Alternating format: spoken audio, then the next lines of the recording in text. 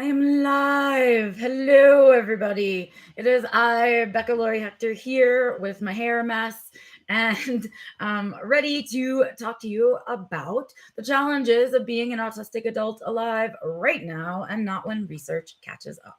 So, welcome, everybody. Thank you so much for joining me today, taking the spoons and time out of your day. I will look.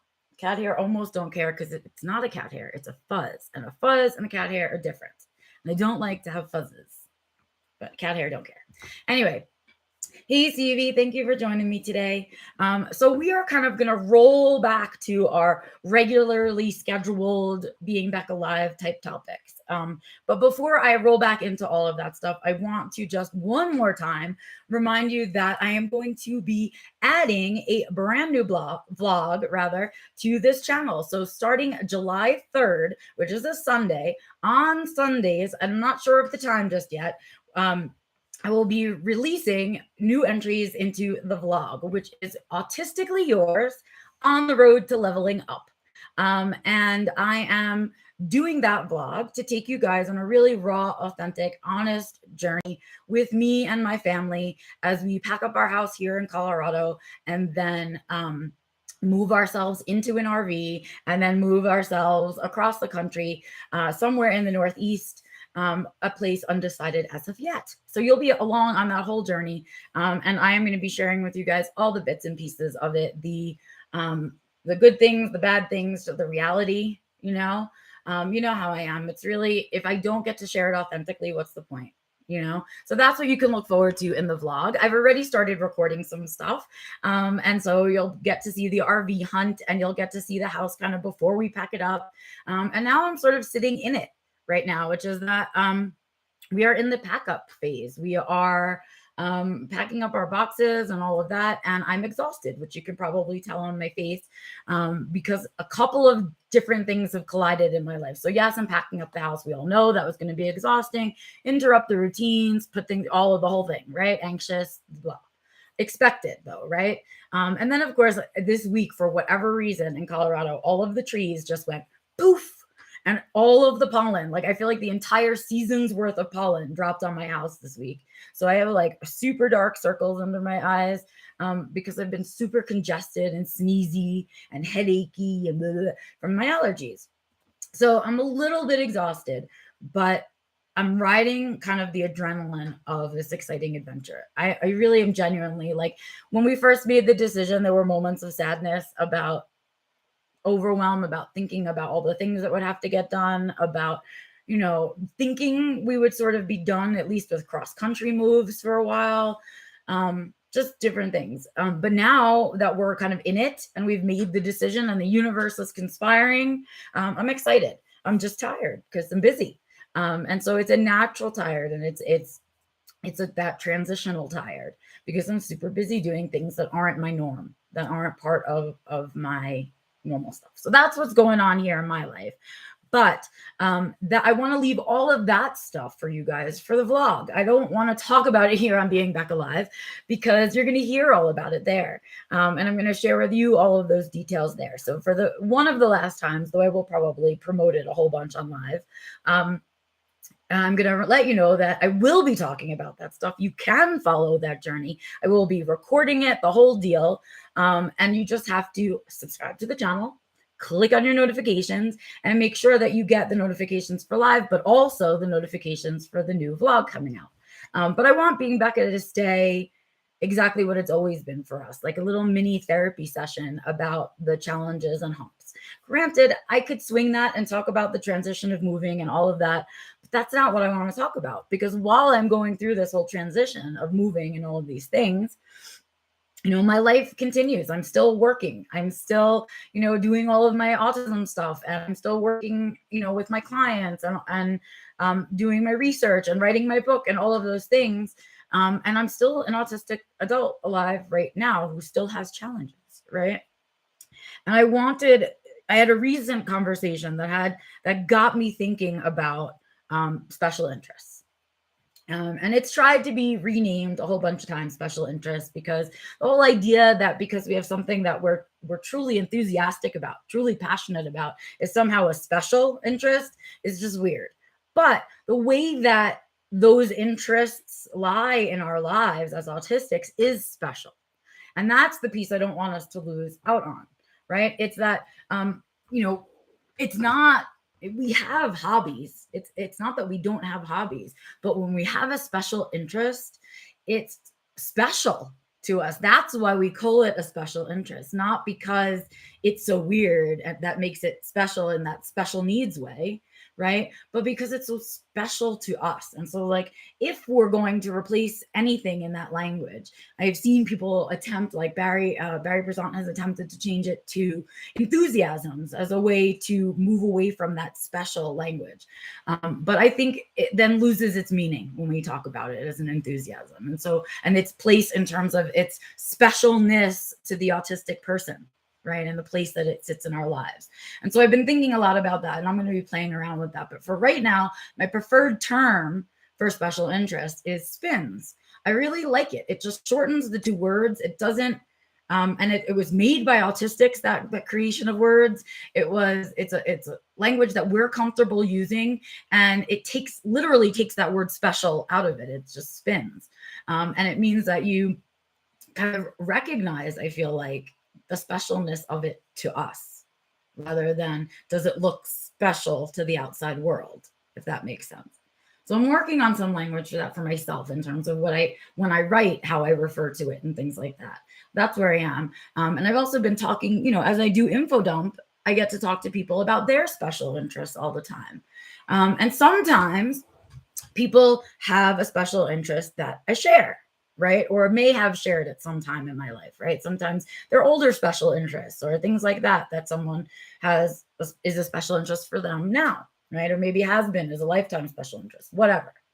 And I was thinking about how the different ways that I have heard autistics talk about their special interests and the different ways that it's made me feel and stuff.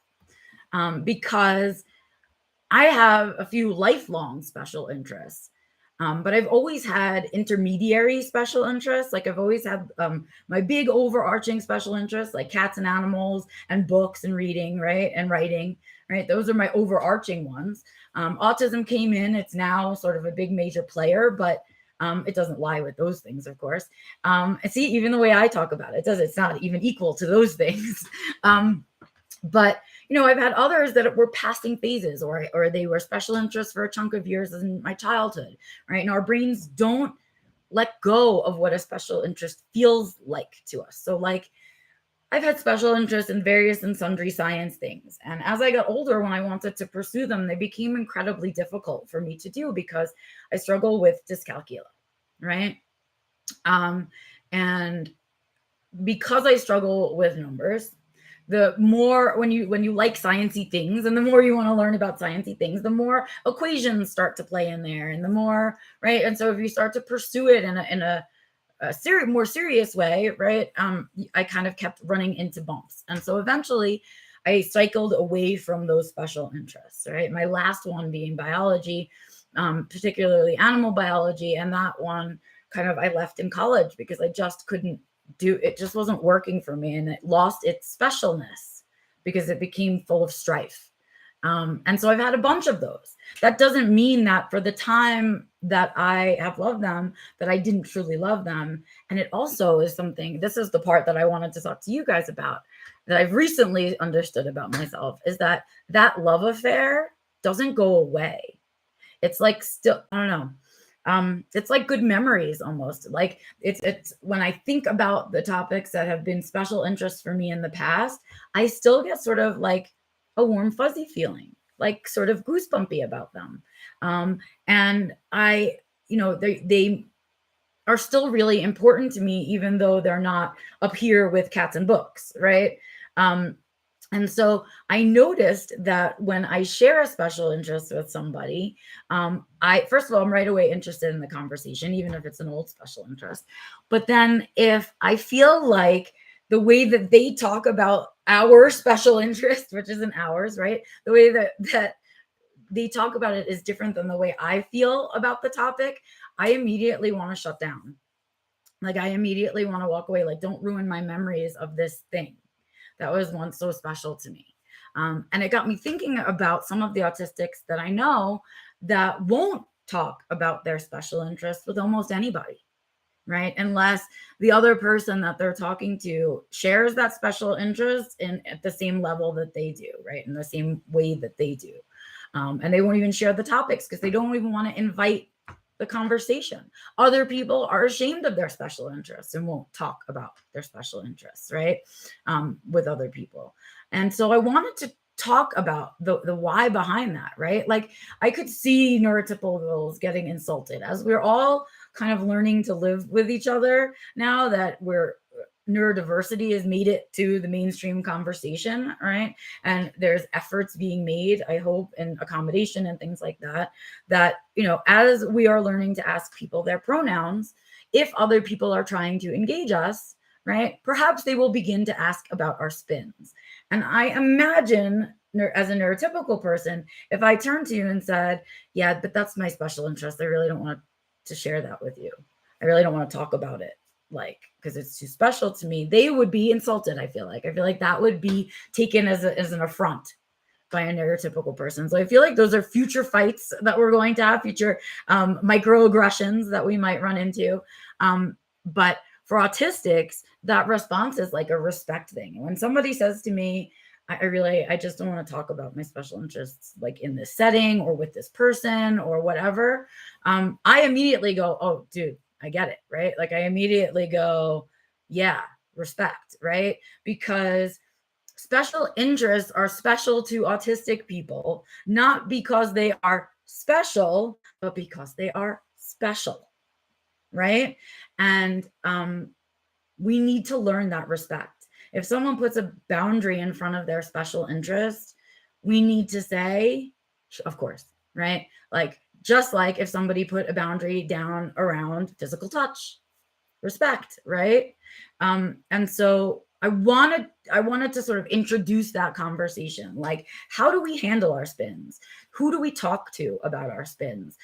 What do we do when we're in flux about a SpIN, right? When a SpIN leaves and we haven't found a new one? Sort of SpIN management. Is that a thing? Can I even call that a thing? I'm going to make it right now. It's now a thing. SpIN management, right? Making sure that you have that outlet, right? And what they mean for you and where they sit in your life. And know that information about your special interest is like a non-negotiable, I want to say. So like if you're with someone who doesn't respect your special interest in the way that a special interest should be, the way that a true SpIN should be respected, we have to begin to question, right? Because they don't understand. If they haven't ever experienced it, which a non-autistic person will have never experienced it, right? It's hard to explain the emotional attachment. That's really what it is. The emotional attachment we have to our SpINs, right? And that insulting our SpINs in some way is taken very viscerally, right? And a disagreement on SpINs feels very uncomfortable. In fact, I feel like one of the only ways that you can truly insult an autistic person is to insult their SpIN, because it's such an emotional attachment, and it's such a huge part of our regulation and a huge part of our quality of life that, it's like, I don't know. It's almost like in that arena, and I don't want to take huge leaps because I don't want to step on people's toes. And please remember that I am literally processing this as I'm talking to you. So it's like that question of pronouns and gender, right? If somebody says their pronouns are they, them, we don't then turn around and say, no, they're not. And if we do, we're invalidating, right? It's the same thing with our SpINs. Like, don't invalidate the value and the priority of my SpINs in my life. You don't know. And they deserve respect. They deserve more respect than they're given, right? It's not just a cute little hobby that keeps our autistic brains busy, right? And so that's where I've sort of been at with them. I've been in that place. So you guys are writing, which means I must be onto something. Here we go. Hey, Joe. Hi, CV. Bernard. Bernard says, writing is one of my specializations, but I go out of my way to avoid talking about writing with most people. I always turn down invitations to talk about writing on podcasts, for example, right? Prime example, right? We don't want to talk about our special interests with the layman. We don't want to lighten its load by talking about it in a podcast interview because it's a clever thing we like. It's not like that. It's not our quirk. It's not that. It sits in a special place in our lives. I like that, Bernard. Bernard says, I've been saying specializations lately. I like that, except for me, that word infers right away that I'm somehow an expert in that thing. Like I've specialized in that thing, though I get it because we kind of do specialize in it. So not a bad word, not a bad attempt. I don't know if it works for me, but nothing is going to work for everybody, right? We have to find the terms that work for us. Right now, SpINS is working for me because special interest evokes neurotypicalism to me, and so I try not to use it so much. But it was one of the first words that I learned as part of my autism diagnosis that helped me to understand myself, right? And understand the place that these topics, right, these enthusiasms had sort of lived in my life. And I want us to give them, to elevate their importance, I guess. I want the level of respect they are given to be elevated, that we give them to be elevated. And I want the respect that are given to them by other people to exist, right? Like it's not, I'm not a little 4-year-old that loves trains. It's not cute, right? It is something that I truly feel passionate about, that I enjoy learning about, that helps me to regulate my system. And I have to work on that enthusiasm. Jo says she likes enthusiasms. Run with it. That's from Barry Prezant, who wrote Uniquely Human. He uses the word enthusiasm. Run with it. But what I want is people to understand that the reason neurotypical, and this is the thought I'm leaving you with, the reason neurotypicals call them special interests and the reason autistics call them special interests are different, right? Special interests from neurotypicals, right? Special interests from autistics. And though we're using the same word, we're not meaning the same thing. And we need to start meaning the same thing because that is an area in an autistic's life where you need to be stepping carefully and kindly and with gratitude, right? And so that's sort of where I want to leave you guys. Start thinking about your SpINs, right? Or your enthusiasms or your specializations, right? Your passions, your enthusiasm, whatever you want to call them, right? Let's elevate them as a priority. Let's talk about them with respect. Let's remember that in childhood, what we fascinate on might be adorable. As adults, we require them. And we may have developed them over the course of our lives. They might be lifelong interests, at which point we should be stepping even more carefully, right? And be giving even more respect to those topics. I teach parents that the way into your kids is with their special interests, but you have to go there with them, right? You have to learn the words and participate in the activity and all of that, right? Because that is fully respecting the importance of their SpINs, right? And I want us to do that for each other as adults. I want that us to do that for ourselves, right? As a self-care piece, the whole deal. If you need to protect your special interests to protect yourselves, then do that. Share your low-hanging special interests with people. You don't have to share your special interests with anybody. You don't, right? It's not a cute, quirky thing like your favorite color. It's just not.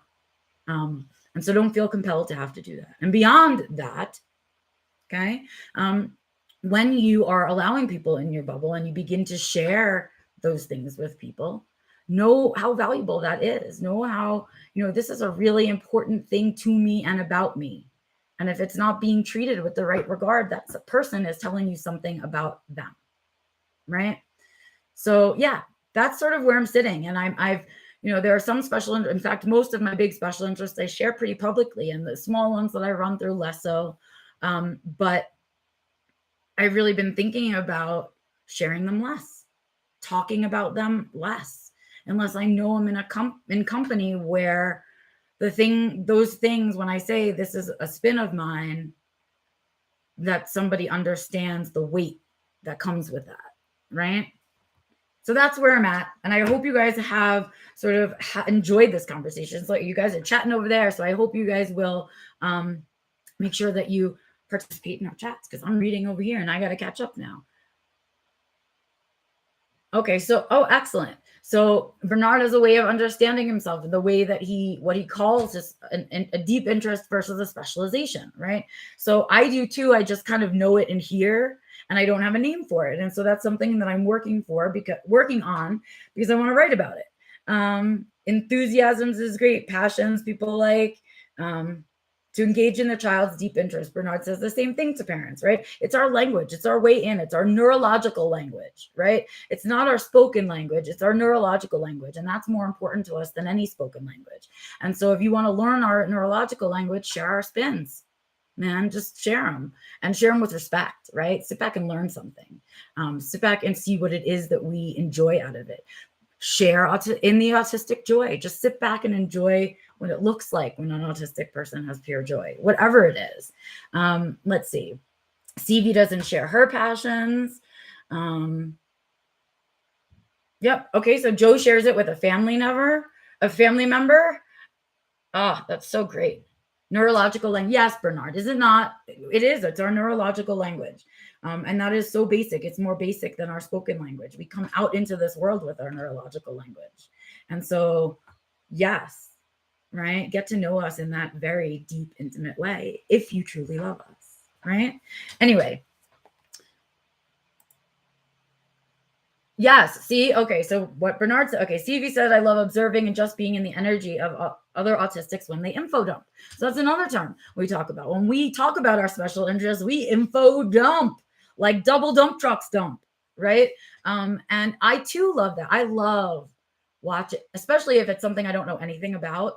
I love when another autistic is info dumping for me on their special interests. It's why we do the info dump files, because I want you other people to see how pure and excited we get when we talk about those things that we truly love. I want to catch on film autistic joy, right? And so and we all enjoy it in each other, right? So it's like an overall win-win-win. It's a create joy, share joy, seek joy all at the same time on info dump. And that's what happens when you sit back and enjoy someone else's special interest. All right, I have to get going because I have so much to do the rest of today. I still have packing to do. I still have to eat lunch. I still have to do a couple of things on the computer. I am definitely feeling like a slightly crazy person, but for all the best reasons and in all the best ways, right? No depression or anything surrounding it. I'm just got a lot to do. So I'm going to go off on my way to do a lot of things. I thank you guys for the time and energy and spoons to share this talk with me about SpIns and our love for them and kind of where they sit in our lives. And as I continue to explore it, of course, I will come back to you. I hope I'll be writing something about it relatively soon, as soon as I come up with a term that I love. Until then, you guys, I say go off and think about all your special interests. Think about your SpIns of the past and what does that make you feel inside when you think about your old ones. Think about what it feels like to find a new one and how fun and exciting that is. And think about that really magical moment that happens when you share a lifelong interest with someone else. It's pretty beautiful. So anyway, you guys, I hope you have a great rest of your day. Once again, I remind you to get out there and seek joy, create joy, and share joy, all the joys. I will, of course, be back here next Wednesday at 11 a.m. Mountain Time for the next Being Becca Live, where we talk about the challenges of being an autistic adult alive right now. Starting on July 3rd, you can catch the behind the scenes of my life as I move with my entire family like a crazy person. You can catch the good, the bad, the ugly of that starting July 3rd on Sundays right here on this channel. If you guys want to support me on my journey, on any of these journeys, because the gas is going to be no joke, I tell you, please feel free for the blah, blah. please feel free to look at the link below in the description for the Ko-Fi link, where you guys can go ahead and donate as little or as much as you want to help me to get the camera that I need, to pay for that, and of course to help us to eat and pay for gas along the way.